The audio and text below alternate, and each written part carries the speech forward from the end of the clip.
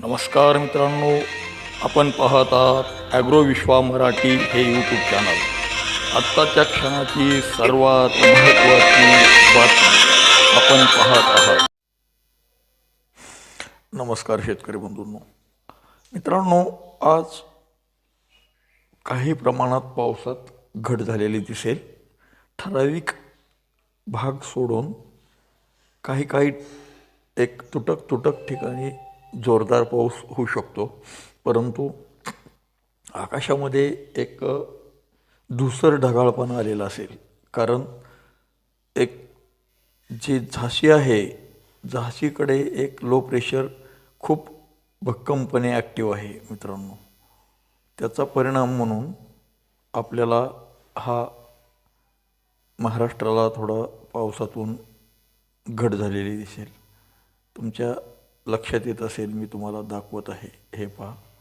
त्या ठिकाणचं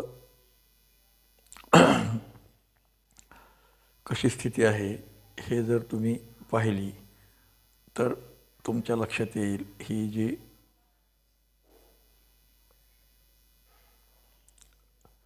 लो प्रेशरमुळं त्या बाजूकडे सर्व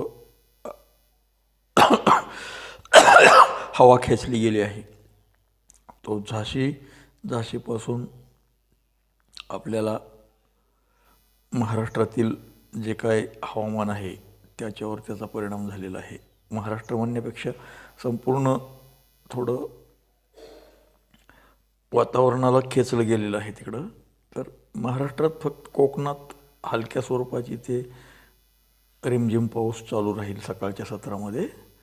आणि मित्रांनो, विदर्भातसुद्धा दक्षिणेकडली ती उत्तरेकडली जी बाजू आहे विदर्भाची, त्या बाजूला एक थोडा पाऊस राहील.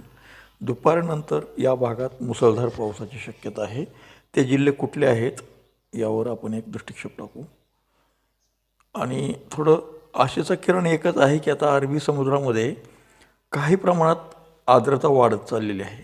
त्यामुळे आपल्याला आता आज पाऊस हा आत्तापर्यंत जो येत होता आपल्याला, तो बंगालच्या खाडीतीलच लो प्रेशरच्या माध्यमातून थोड्याफार प्रमाणात महाराष्ट्रात पाऊस झालेला आहे.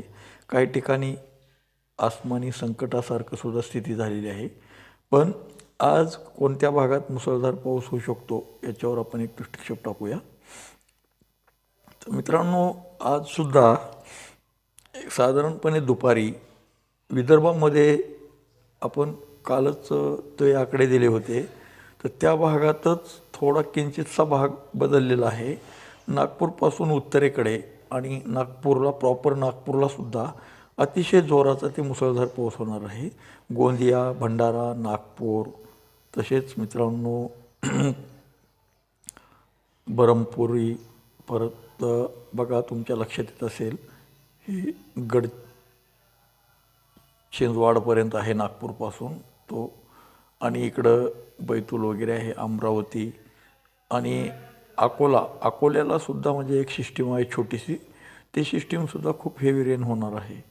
आणि महाराष्ट्रात मात्र इतर ठिकाणी ढगाळपणा असेल भरपूर. छत्रपती संभाजीनगर, नांदेड, लातूर, धाराशिव, सोलापूर,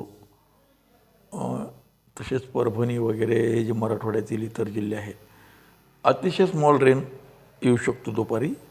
आणि विदर्भातला तो जे वातावरण आहे ते नांदेडपर्यंत पाठीमागं सरकू शकतं. नांदेडचा जो भाग आहे नागपूरकडल्या बाजूचा, त्या भागातसुद्धा अतिशय जोराचा पाऊस होईल. नांदेडचे जे तालुके आहेत, उमरखेड, परत धर्माबाद, हिंगोली, आपला हिंगोली जिल्हा आहे, हिंगोली वाशिमपर्यंत, पुसद, त्या भागातसुद्धा म्हणजे पावसाचा जोर वाढेल. सायंकाळच्या वेळेस पार मेहकरपर्यंत तो पाऊस येऊ शकतो. आणि जर आपण विचार केला मित्रांनो, तर आपल्याला लक्षात येईल की खालीसुद्धा म्हणजे सांगली, सातारा, कोल्हापूर ह्या भागातसुद्धा म्हणजे हलक्या ते मध्यम स्वरूपाच्या पावसाच्या सरी कोसळतील. इंडी वगैरे, जत आणि सोलापूर ढगाळच राहील. पंढरपूर, सोलापूर, इंदापूर, तसेच अहिल्यानगरलासुद्धा ढगाळ आणि हलक्या फुलक्या सरी पावसाच्या कोसळतील आणि जो कोकणातला पट्टा आहे तो अकोल्यापर्यंत पुढे सरकलेला असेल. मित्रांनो, आपण कोकणच पुढे सरकल्यासारखं झालेलं आहे, पूर्ण नाशिक नंदुरबारपर्यंत. तर ह्या बाजूला सुद्धा म्हणजे तुमच्या लक्षात येईल की हा पाऊस हा कोकण किनारपट्टीलगतचा सुद्धा हेवी रेन दिसत नाही आहे.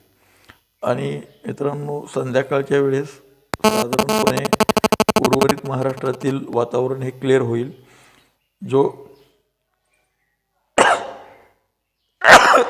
मध्य महाराष्ट्र आणि पश्चिम महाराष्ट्र तसेच मराठवाड्याचा नांदेड, हिंगोली, पुसद वगैरे तो भाग सोडला तर, आणि त्या भागात रात्री उशिरापर्यंत पाऊस राहील.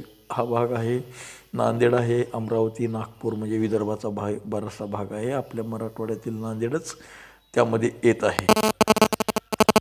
मित्रांनो, अशा प्रकारे आजचा हवामानाचा अंदाज आहे. आज मुसळधार पावसाचा धोका हा विदर्भाला जास्त प्रमाणात आहे.